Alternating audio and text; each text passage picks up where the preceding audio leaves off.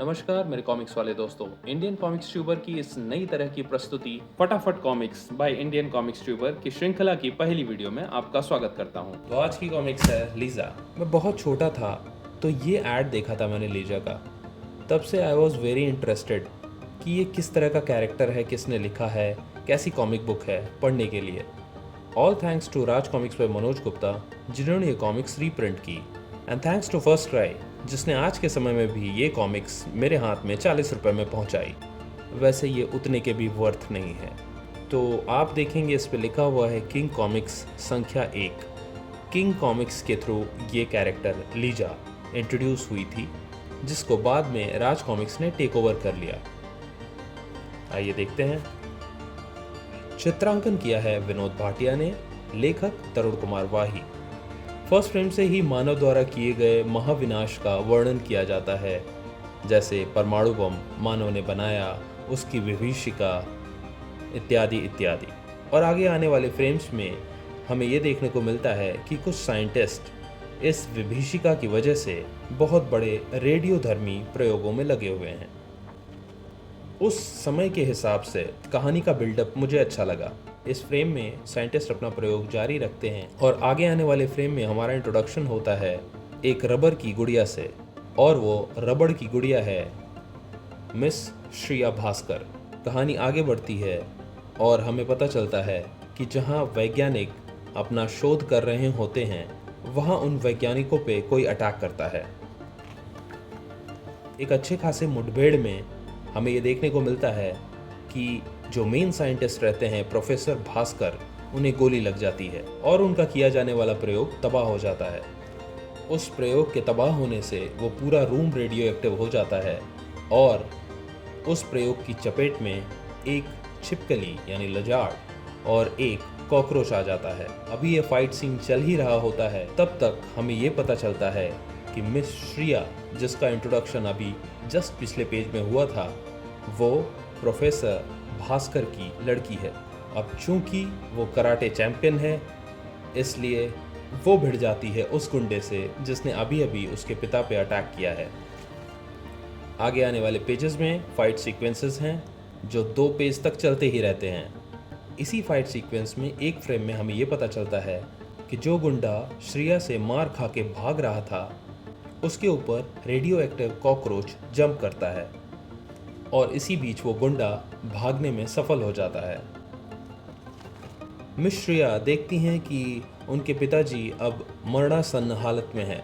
श्रेया के पिता मरते मरते उसे अपने प्रयोगों के बारे में बताते हैं।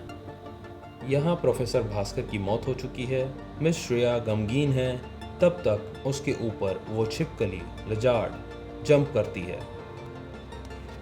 अब आगे आने वाले फ्रेमों में उस गुंडे का, उस अटैकर का जिसने प्रोफेसर भास्कर के ऊपर अटैक किया था, उसका बैकग्राउंड दिखाता है। उसका नाम होता है रंगा, एक 90s-80s में बड़ा कॉमन गुंडे का नाम। ये सारे सीक्वेंसेस रंगा की कहानी में शामिल हैं। अब यहाँ रंगा को चारों तरफ से घेर लिया गया है। उसके ही साथ ही जिन्होंने वो सुपारी दी थी प्रोफेसर भास्कर को मारने की, वो उसे ही मारना चाहते हैं, उस सबूत को मिटाना चाहते हैं, जो सबूत है खुद रंगा। इस फ्रेम में उसे चारों तरफ से गोलियों से भूनने की कोशिश कर रहे हैं, पर रंगा तो अचानक गायब हो गया क्योंकि रंगा कॉकरोच बन चुका था। अब ये है रंगा का नया रूप, रेडियो एक्टिव रंगा, क्या बोलूं, कॉकरोच। इन सारे फ्रेमों में अगेन बहुत सारे फाइट सीक्वेंसेस है। रंगा उर्फ कॉकरोच सारे धोखेबाज विलेंस को सबक सिखा रहा है। अब रंगा उर्फ कॉकरोच को अपनी पावर्स का एहसास हो जाता है और वो कहता है कि पेशेवर हत्यारों की दुनिया में अब एक नाम नई बुलंदियों को छुएगा और वह नाम होगा रंगा का।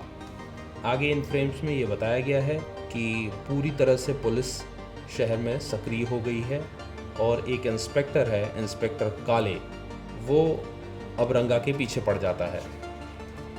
रंगा उर्फ कॉकरोच के इन्वेस्टिगेशन जारी हो जाती है।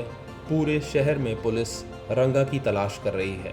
इसी बीच इंस्पेक्टर काले की मुलाकात मिस श्रेया से भी होती है और वो अपनी इन्वेस्टिगेशन जारी रखता है। बहुत सारे फ्रेम्स इसमें अननेसेसरी भी दिखे हैं।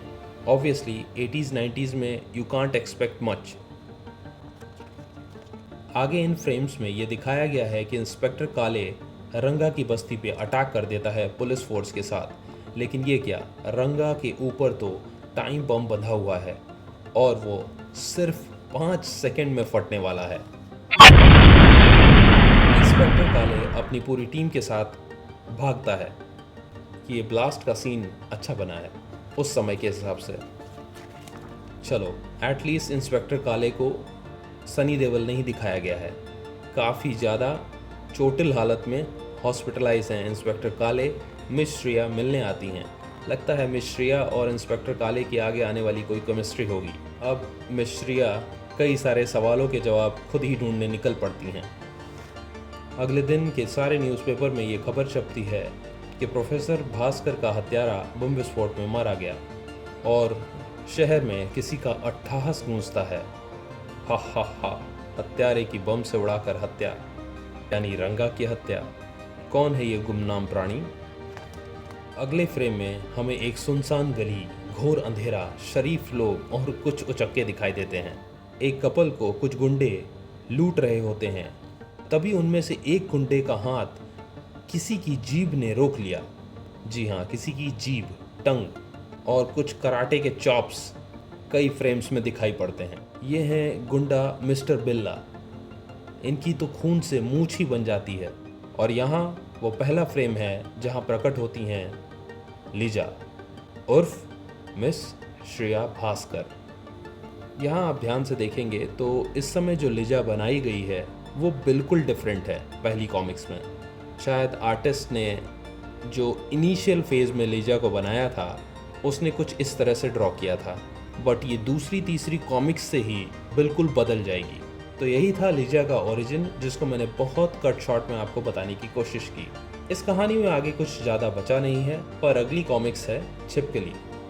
मुझे उम्मीद है कि आपको मेरी ये नई तरह की प्रस्तुति फटाफट comics by Indian comics tuber पसंद आई होगी।